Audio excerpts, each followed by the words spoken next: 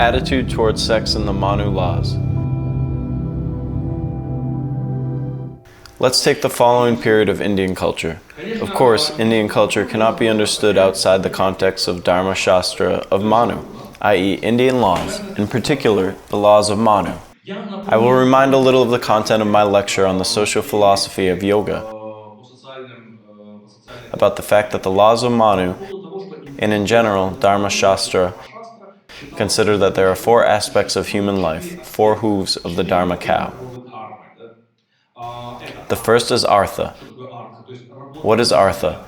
Work for yourself, for your wealth, to acquire, as texts write, money, family, friends, connections.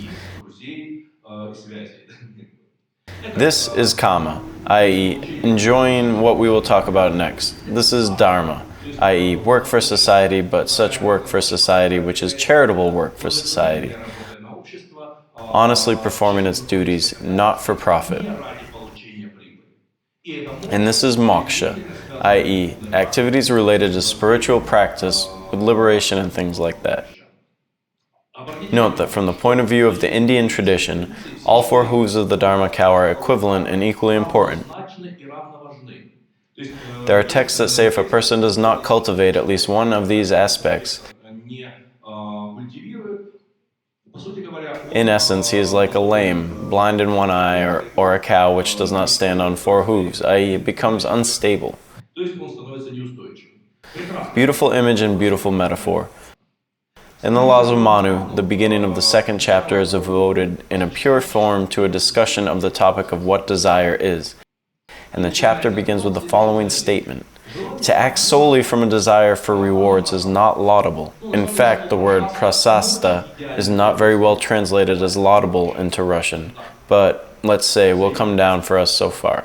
But further, right here in this line says the following, in this world, for on that desire is grounded the study of the Veda and the performance of the actions prescribed by the Veda.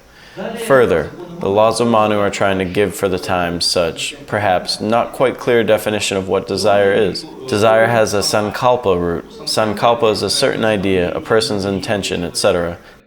In my opinion, it is not very clear what desire is, compared with the comments that we will see later. And then Manu writes, not a single act here below appears ever to be done by a man free from desire. For whatever man does, it is the result of the impulse of desire. And the next question arises, what is the place of desire in the life of a man of virtue? He who persists in discharging these prescribed duties in the right manner reaches the deathless state and even in this life obtains the fulfillment of all the desires that he may have conceived. And essentially speaking, we see a very important criterion which already at the very beginning of the Laws of Manu is laid down. The desires for a person are A, acceptable, and B, a criterion that a person does everything correctly is the achievement of his own conceived desires.